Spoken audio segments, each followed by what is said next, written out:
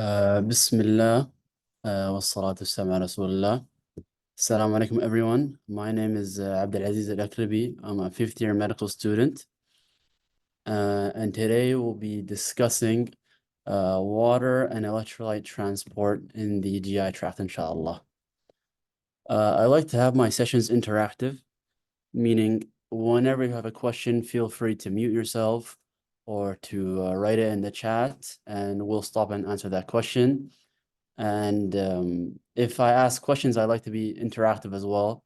So if you guys can answer it by, again, muting yourself or writing in the chat, either way works.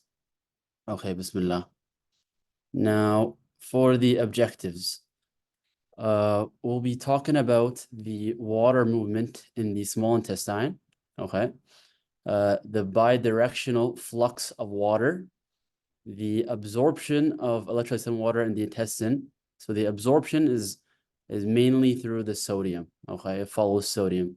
And then secretion of electrolytes and water in the crypts, which primarily follows chloride. And then we'll also talk about what we call secretagogues, such as the VIP hormone, which helps induce secretion.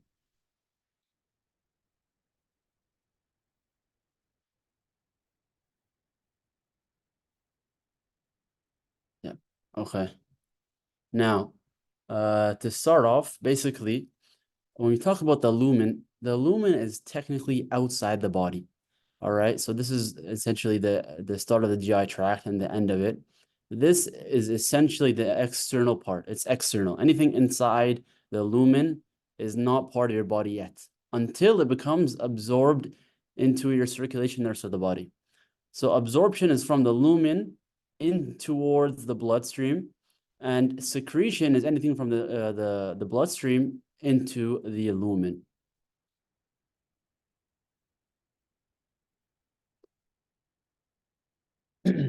So now we're going to talk about the water transport in the proximal small intestine, all right?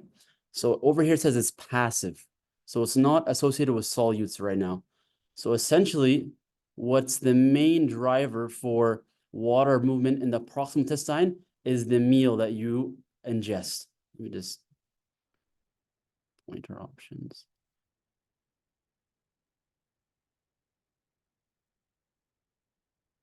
How can I write with a pen? 1 second.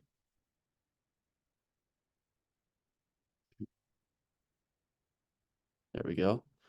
So basically your meal dictates what happens in the proximal intestine. So if you have a hypotonic meal, meaning there's decreased solutes, all right, means that the water will move from the lumen in towards the blood, because it wants, essentially what your body wants, it wants equal amount of solutes in the lumen and the blood. So that's what we're aiming for. So if there's decreased amount of solutes here, the water will come here and essentially go to the blood, try to even it out. Now, the opposite happens when you have a hypertonic meal. What happens is that you have a lot of solutes in your lumen, all right? And water or osmosis will happen from the blood towards the lumen to even out the amount of solutes and the osmoles, essentially, in the blood and the lumen. So if you look at this graph, on the y-axis, we can see the water content in the lumen, all right? A hypotonic meal means you have a lot of water, okay? That's what it means. You have a lot of water in that meal. And hypertonic means you have decreased water. So if you can see here, the hypertonic meal, it only has around 500 or 600 mLs. The hypotonic has almost 2 liters of water. So what happens is, in the proximal jejunum, what happens is we try to make sure that the lumen and the blood are isotonic. So regardless, whether it's hypotonic or hypertonic, at the end, we'll have an isotonic balance between the lumen and the blood.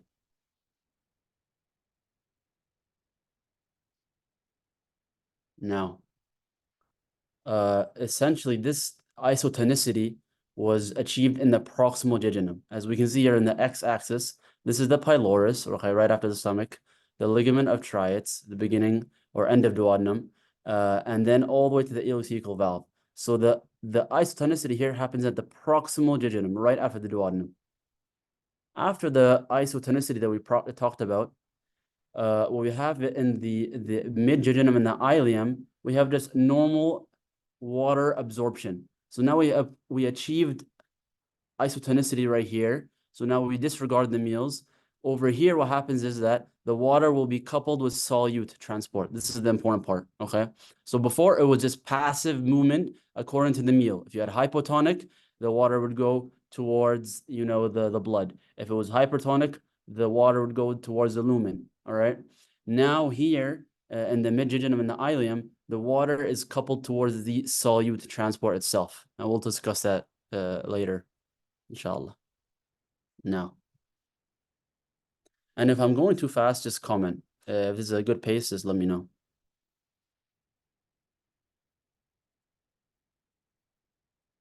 Oh, am I going too fast? All right, no problem. So inshallah, so we'll talk about right now is the bidirectional flux of water. All right. So what happens is there's two different actions going on at the same time. In the villi, we're having absorption of water. In the crypts, we're having secretion. All right. And these are coming simultaneously at the same time. All right. Now, what you have to know for sure is that the net normal physiological influx or flux of water is a net absorption. Why is this? Because the GI tract, the function of the small intestine is to absorb water. Your stomach is impermeable to water. So the small intestine is responsible for absorbing that water, which is why we'll always have a physiological net flux of absorption. So you see here that the absorption is around 2.2 milliliters per minute, and that the secretion flux is around 2 milliliters per minute.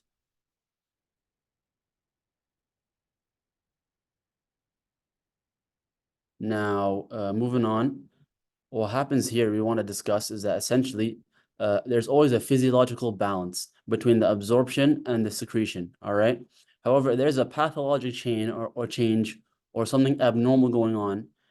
For example, if there's an increased crypt secretion, so now your crypts are secreting a lot of fluid and electrolytes. What happens is that overall, you're going to change the net flux, which was physiologically and normally absorption. It'll become now net secretion. All right. This is how, diarrhea develops, for example, in different conditions. This is one of the modes of diarrhea. Another, a way of this occurring is if we have decreased absorption. So if we have damage to the villi, all right. So some diseases, some disorders, for example, celiac disease or other disorders that can cause damage to these villi. What happens is you have decreased absorption. So now this absorption is less. Because of this, even though secretion is still 2 milliliters per minute, it's still the same. Because you reduce the absorption, the net flux will be a secretion. All right. Does that make sense, everyone? Is that clear?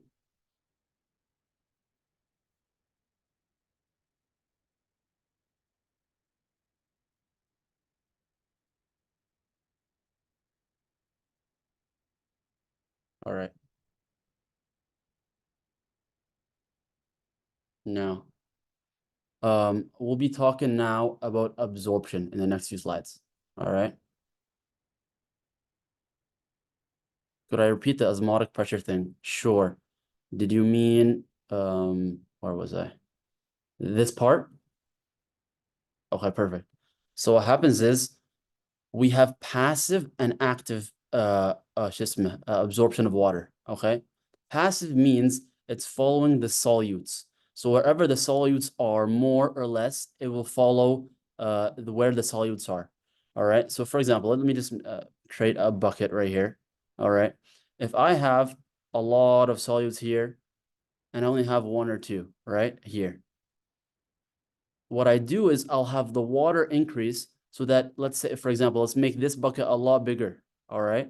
So now there's all this water. So the amount of solutes, so what I like to call it is solute per ml. That's how you understand it. So now there's the amount of solutes per ml is the same.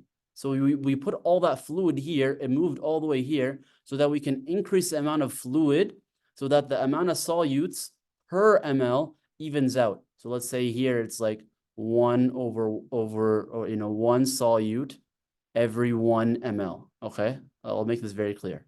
1 solute for 1 ml here. Over here, there's a lot of solutes. So let's say it's 4 solutes, okay, per ml, for example. So how do you even this out? We take the water in here, which is the ml part, all right, and we make it go to the other side.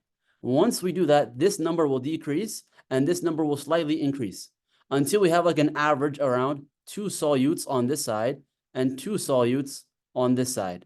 So now we have what we call an isotonic, okay, level between the lumen on both sides.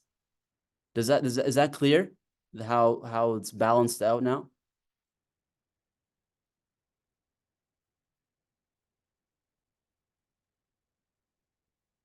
Yes, and this happens in the proximal duodenum, all right?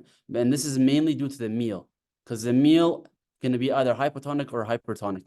And depending on one or the other, this passive absorption will happen, all right? It just follows the gradient of the osmoles.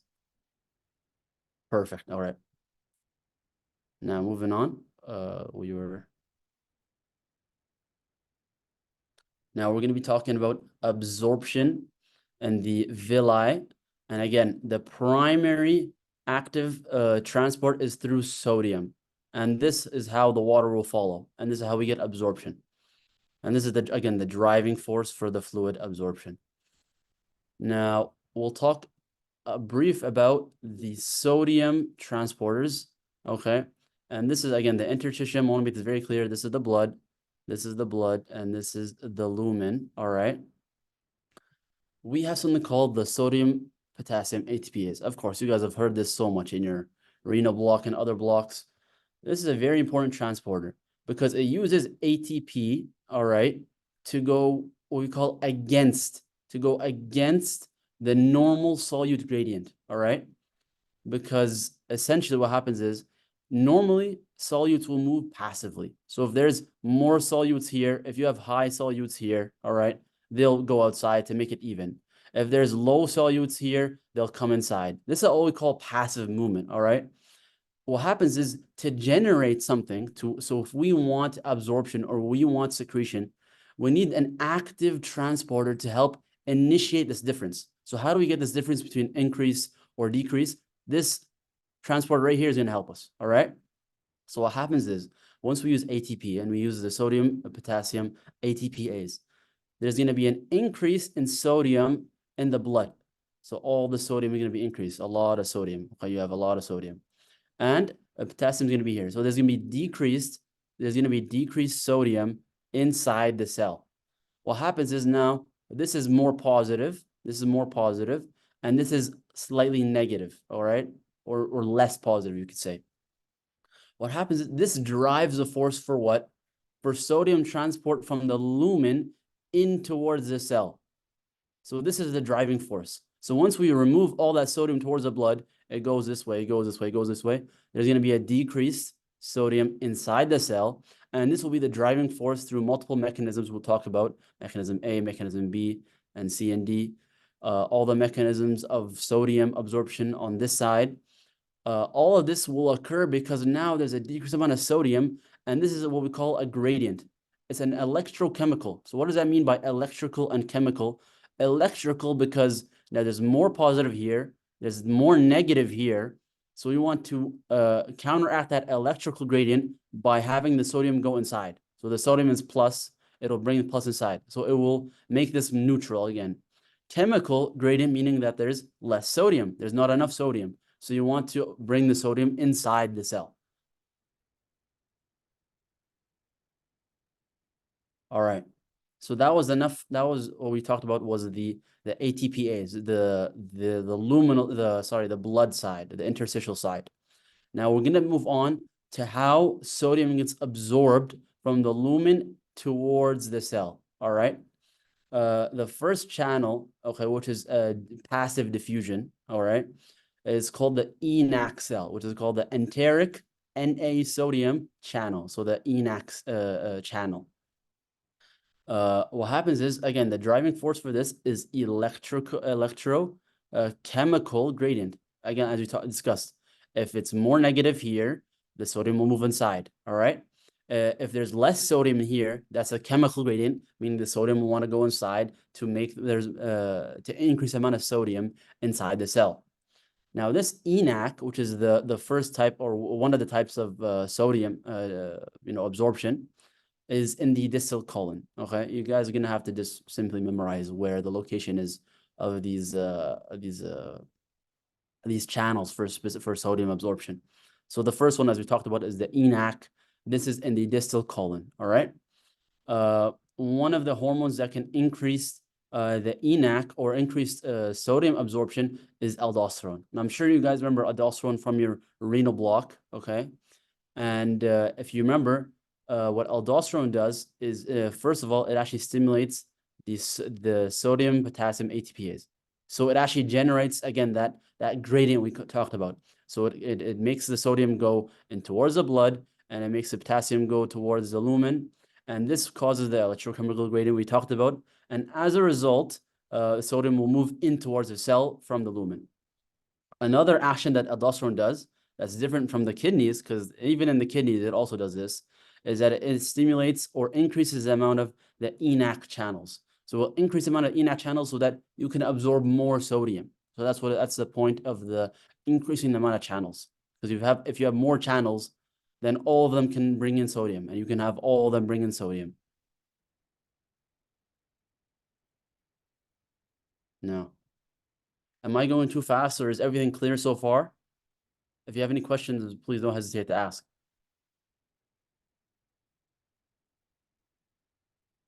Perfect. All right. Now, the second type of sodium absorption we'll talk about, okay, is a symporter, okay? Does anyone know what a symporter mean? What does it mean by symportant?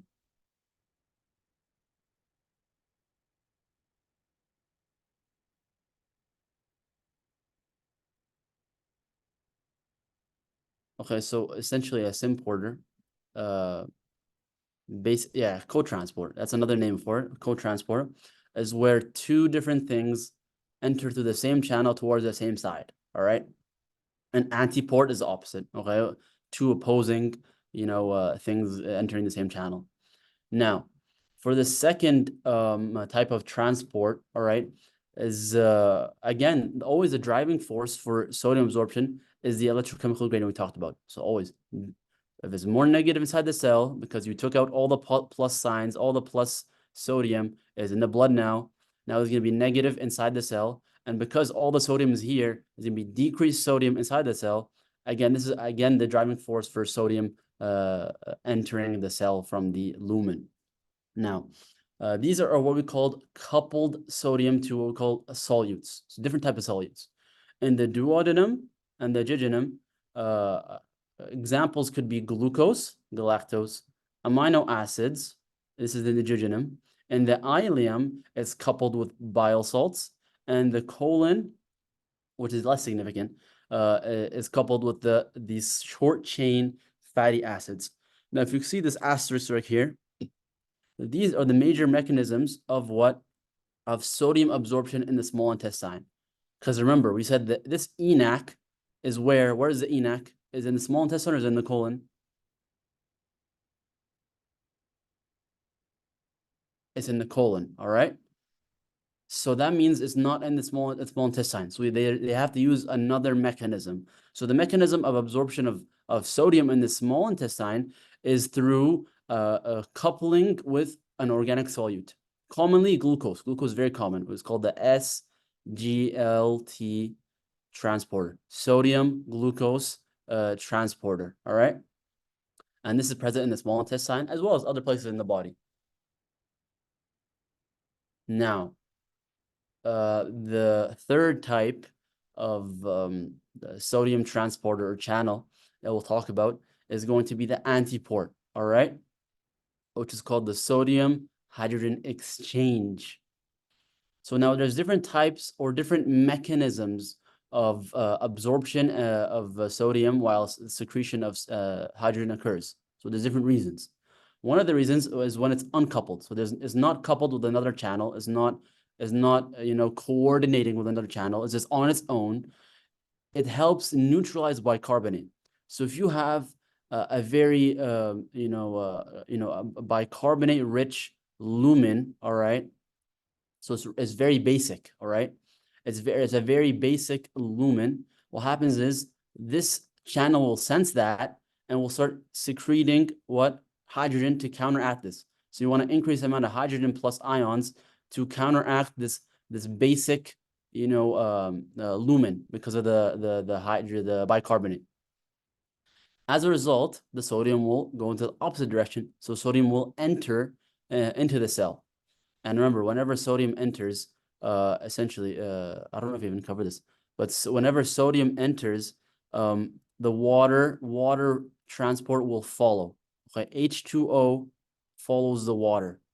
So when the sodium enters the cell, that's the whole point of this. I can't believe I forgot this. Sorry. But the whole point of this mechanism of sodium absorption is so that the water transport can follow towards that. All right, because you're increasing the amount of solutes here. The water will follow always the sodium transport. Now, another function of this channel is when it's coupled to various other transporters or other channels, such as the PEP-T1, which you probably discussed in the protein absorption, for example, folate transporter, and also the chloride and bicarbonate exchange.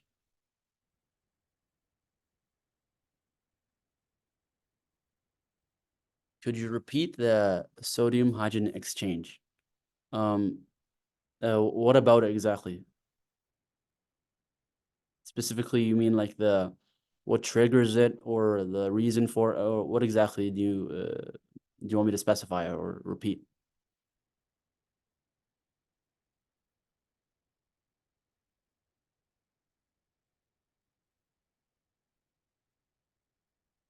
Oh, what's the purpose? All right. Again, it's one of the channels that helps in absorption of sodium. That's number one. Another thing is, again, it maintains intercellular pH.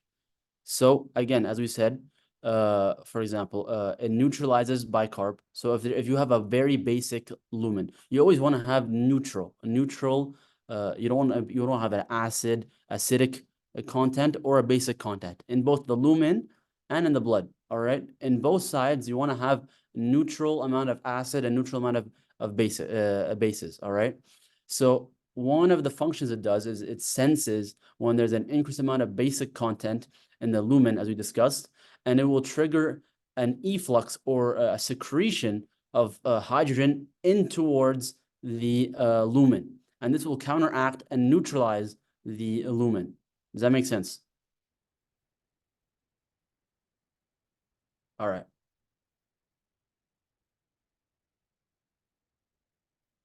Now, we're going to move on to the chloride absorption into chloride absorption in the intestine. Okay, so we'll talk about chloride secretion. We'll initially talk about the chloride absorption.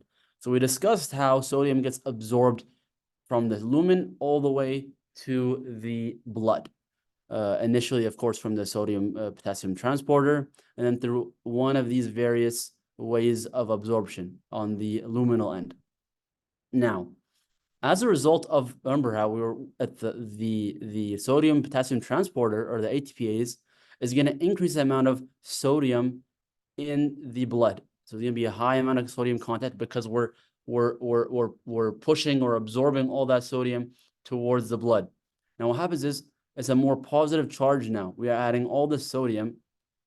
So what happens is to have a neutral electric potential, the chloride will passively absorb in so that we have an even amount of positive ions and an even amount of negative ions. So this is what drives the absorption of chloride. So that's why we absorb chloride, because we're pushing all the sodium towards the blood. It's becoming positive. And now, as a result, the chloride will come in towards the blood to maintain neutral pH of the blood. Yeah. So this is what we call passive absorption of chloride, because it's just passively following the sodium. The sodium is doing all the work, so a chloride will just come here to maintain the neutral pH. Now we'll talk about transcellular chloride. I think there's a question. Never mind. The transcellular absorption of chloride, all right, is through different receptors, through channels, sorry, is going to be through the chloride bicarbonate exchange protein or channel, all right? So again, has various functions. Uncoupled function is the exact opposite of the other channel we talked about and neutralizes hydrogen in the lumen. So for example, the lumen is very acidic. There's a lot of hydrogen ions. What happens is, to counteract this acidic lumen, this channel will secrete bicarbonate, all right? In the opposite direction, the chloride will follow.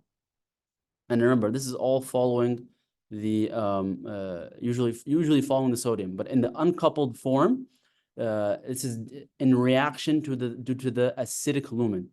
Again, this is also called intracellular housekeeping, as the other channel, the sodium hydrogen channel. Or it could be coupled towards what we call the sodium hydrogen exchange, which we'll discuss about.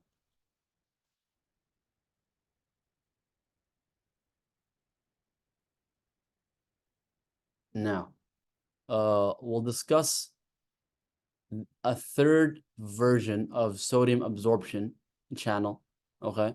Which is essentially, actually, really what we call, when we absorb, people say we absorb NaCl, okay?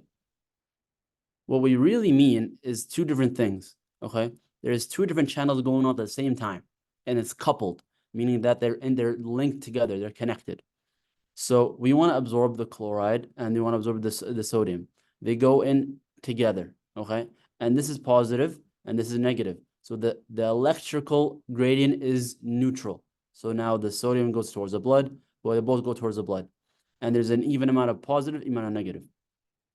In exchange, you have the hydrogen ion being excreted or secreted in exchange for the sodium, okay? And the bicarbonate ion will be secreted in exchange for the chloride. This is negative, this is positive. And as a result, we maintain a neutral pH in the lumen. All right? And again, this is coupled. Okay, this is when the channels are coupled. They're operating at the exact equal rate, at the same rate. When does this occur? This is normal physiological, absorption. So this is not specific. It's not a specific, occurrence. This is just one of the ways that sodium is absorbed and chloride. So again, one of them was the passive absorption of chloride. Remember, if we go back, one of the methods of chloride absorption was passive. It just follows the sodium ions, okay, as it goes through. All right. The other method is that it's coupled with sodium. That's another method. So this is one of them was passive. The other one is coupled through the channels. There's just two different types of transporters. It's nothing specific for a specific scenario, for example.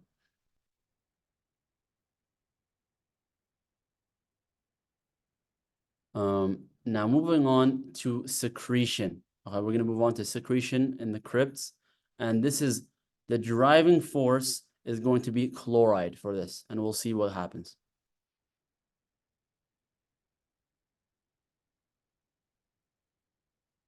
And one is coupled with bicarb. Basically, what happens is essentially when you say coupled, it's two different channels. So saying coupled with a bicarb, it's the exact same channel. So this is one channel, the sodium. Oh, what do you mean? Yes, it's not coupled. It's just one of the ways of absorption of it's not coupled. It could be uncoupled or coupled. Coupled means that there's two different channels that are interlinked and acting together, all right? Uncoupled means the channel is working on itself, by itself.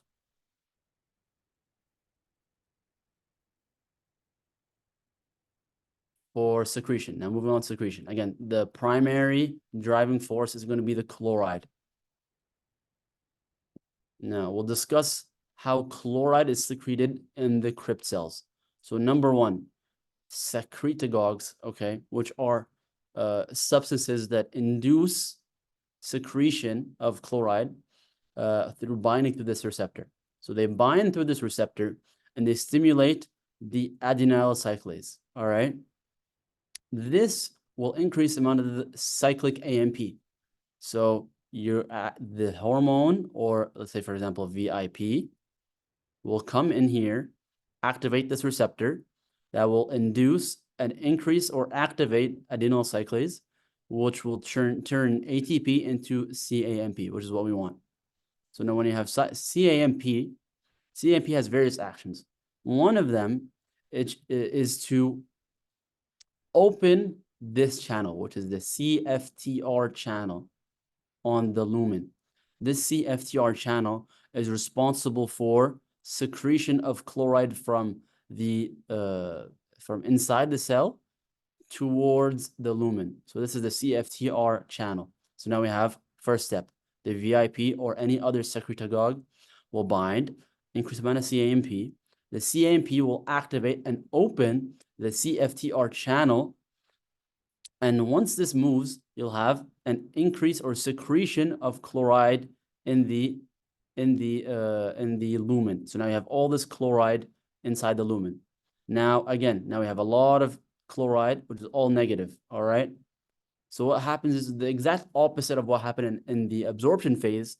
In the secretion phase, because all this chloride is in the lumen and it's becoming a negative charge, to counteract this, sodium passively diffuses all the way and goes towards the lumen to counteract this negative charge. And it just follows a simple electrical gradient. There's a lot of negatives here. The sodium, which is positively charged, will come here and make sure that there's an even amount of positive and negative ions. And here, sodium, water, again, follows sodium and will passively diffuse into the lumen. Excellent. MA, I don't know if that's your name or MA, but yeah, so the sodium will follow the chloride in secretion because remember, it's always the primary. The primary secretion is chloride. Anything else will follow it. The primary in absorption is the sodium, and anything else will follow that. So you're correct. Yeah, 100% correct. Now, we'll talk about essentially essentially the secretagogue VIP, all right, is one of the hormones that can stimulate this effect and increase the secretion of electrolytes and water in towards the lumen, all right? And this VIP does the exact same action that we discussed before. It will bind towards the receptor. It will increase the amount of CAMP that will activate CFTR, stimulate chloride to be secreted in towards the lumen. As a result of the gradient that this creates, there's decreased amount of chloride here, increased amount of chloride. This high, negative charge because of the chloride creates a gradient which sodium will follow, and there's more sodium now. And anytime the sodium goes anywhere, the water will follow. So because all the sodium is now going to be secreted, the water will follow that and be secreted into the lumen. This VIP happens in response to irritation to the essentially the lumen of the intestine. It will sense this irritation and secrete VIP through a reflex, causing a transient effect of secretion. Because essentially, for example, there is maybe we can see that in the next slide. For example, here, this is the reflex we're talking about. The irritant will come and will be sensed by the enterochromaffin cell. I'm sure you guys studied the cell before. This cell will secrete serotonin as a result. This serotonin will activate the afferent neurons, which will send signals towards the efferent neurons. This will help secrete VIP. So now what happens is now we have an irritant, maybe whether that's bacteria or a toxin or something or anything that's in the lumen. We don't want this to be in our gut. We don't want this to be in our body. So this cell senses that and causes secretion of VIP. Again, what does VIP do? Induce secretion. So we want increased amount of secretion and fluid so that it flushes out this irritant or this toxin or whatever it is. So this transient effect of VIP helps, prevent, infection, and helps prevent damage or, any toxic material towards our gut. VIP mechanism helps remove or flush out these irritants. So what's the difference between normal absorption and in response to irritants? Could be one of the things could be the amount. So essentially, once you have this reflex, you have a lot of VIP, for example. Let's say you want to have a lot of VIP. This will increase secretion by a lot. Remember how we said that normal, for example, normal absorption is around 0.2 mils positive, which is an influx, which is an absorption, right? For example. And we said 2.2 absorption, 2.0, which is going to be secretion, all right? If you have an irritant or a deformation, instead of this normal physiological 2.0, we're going to increase this, all right? So it becomes 2.4, for example, 2.4. Because of that, the overall direction is going to be towards secretion. And now instead of this having an absorptive, flux, it'll become negative, around negative 0.2, meaning that the net result is secretion. And we have a net result of secretion. This will help flush out bacteria. But normally, we have normal secretion, but it does not cause this flushing out mechanism or this, increased secretion. So this helps transiently increase it, but there's no physiological, difference. Does that make sense?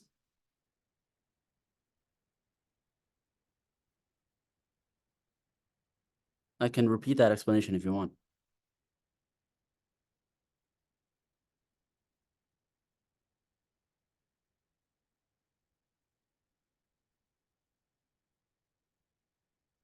Does that make sense?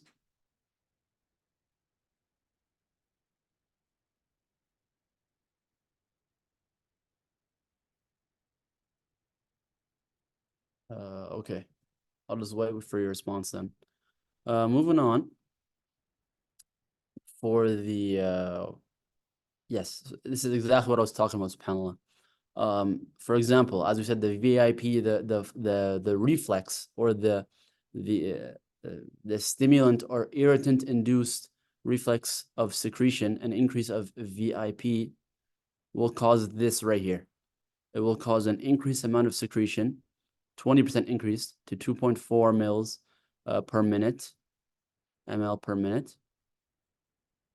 As a result, the net movement of water is going to be negative. Essentially, all physiological movement is bidirectional. You will always have constant absorption, constant secretion. Now, what they mean by unidirectional is one of them is going to be increased. Unidirectional means you're just talking about one of them, but physiologically both occur at the same time.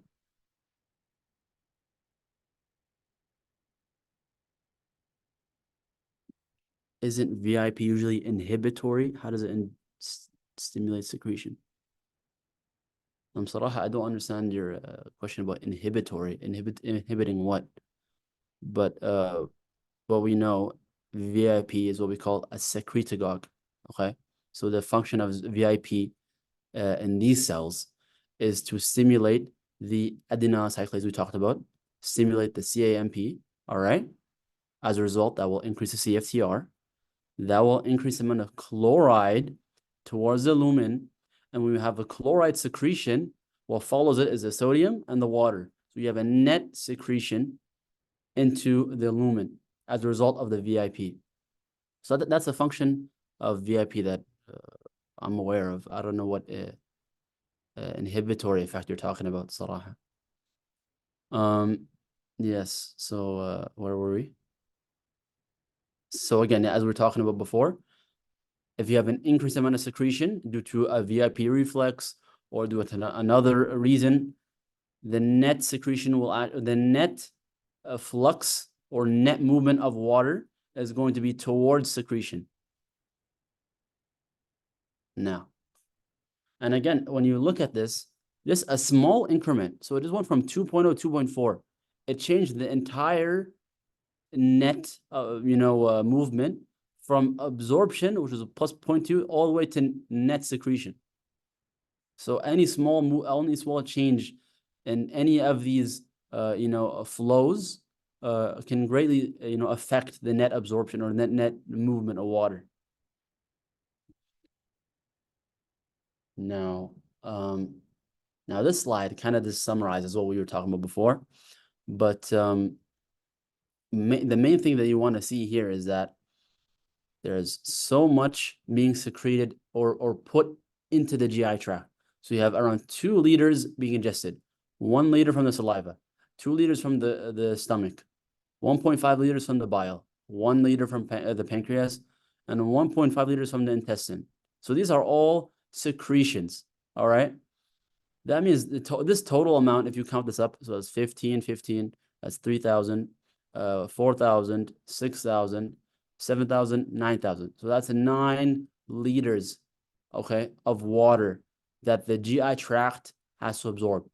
The small intestine absorbs 7 liters. It's unbelievable. So 9 liters enters, 7 liters of it is absorbed by the small intestine, which shows you how important this mechanism is, and any pathologic change, any disease process can greatly affect this and lead to consequences such as diarrhea and other manifestations. So if the small intestine absorbs 7 liters, the rest is 2 liters. So this is the amount per day. This amount is per day, by the way. So around 9 liters per day of water, 7 liters per day absorbed by the small intestine, and 2 liters enters the colon. The colon absorbs usually around 1.9 liters, and only 100 milliliters per day, okay, leaves your body in the form of feces. Now, it's important to see that the small intestine absorbs 7, and the capacity of the colon is 5 liters, all right? So even though usually it only absorbs, 1.9, it can absorb up to 5 liters. Now, so this is a healthy person. This is a normal person. We can talk about the colonic absorption. The normal person, a healthy person, 7 liters, again, will be absorbed from the small intestine. Only 2 liters will go inside the colon, all right?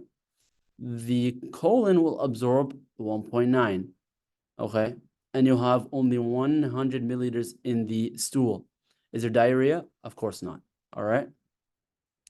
For example, if there's a problem in the small intestine and there's increased secretion, all right? There's an increased secretion, and you have 5 liters of fluid entering the colon instead of 2 liters. Or someone remind me, what was the colonic capacity? What's the maximum absorption that the colon can perform? How much liters? The maximum. The normal is around 1900. What's the maximum? 5 liters, correct. So normally it absorbs around this much. This is the physiological. But it can, if need be, can absorb around 5 liters. So now, even if we have a lot of fluid, around 5 liters entering the colon, it will still be absorbed and handled by the colon. The colon says, okay, I can handle this. This is 5 liters. This is my maximum capacity. I can handle that. And there's no diarrhea as a result. All right. Now, what if 6.5 liters enters the colon? This is much higher than the max capacity of the colon. The maximum, as we said, was 5 liters. So anything exceeds that, it cannot do anything about that. So 6.5 liters, it goes inside, you can only absorb 5 liters. As a result, you have 1,600 that exits through your anus. And this causes, of course, diarrhea. This is how diarrhea occurs, one of the methods. So if there's too much fluid going in towards the colon that it exceeds the capacity of the 5 liters. You have a net result of too much fluid leaving your body, and as a result, you have diarrhea. That's what happens. Now, what if there's that's not really the discussion of how does constipation happen. Constipation is due to, a lot of different factors. You could be dehydrated. You're not having enough fluid, essentially, from it could be diet. It could be a lot of various factors. But essentially what happens with constipation is that there's an overabsorption. So there's not enough fluid. So let's say, for example, this is not part of the lecture, and no one will ask you this, but let's say you did not drink enough water, or you're not, you don't have enough intake of water per day. What happens is that your gut still needs to absorb, water for your basic human functions. Okay. What happens is it will absorb as much as possible from the water that you're intaking from your diet, from your food, whatever, and it will take what's necessary. So as a result, if you're not taking enough you're not taking enough water, what happens as a result is that all that absorption of water from the intestine leads to less than 100. So the amount of fluid remaining for your feces is going to be less than 100. When it's less than 100, that's how you get the constipation. But this is not the topic of our lecture. This is a separate interesting question. And for the last scenario, okay, for example, the small intestine is still healthy. So 2 liters went in, 2 liters went in. The small intestine is normal. There's no secretion from the small intestine. However, instead of absorbing from all that water by the colon, it goes and secretes fluid. Well, this is a problem, of course, because this 2 liters has to be absorbed somewhere. So if the colon is not doing its job, it's just secreting fluid. What happens is you have 2.5 liters going through the feces. What happens is, as a result, you have diarrhea. Does this slide make sense, everyone? Is that very clear?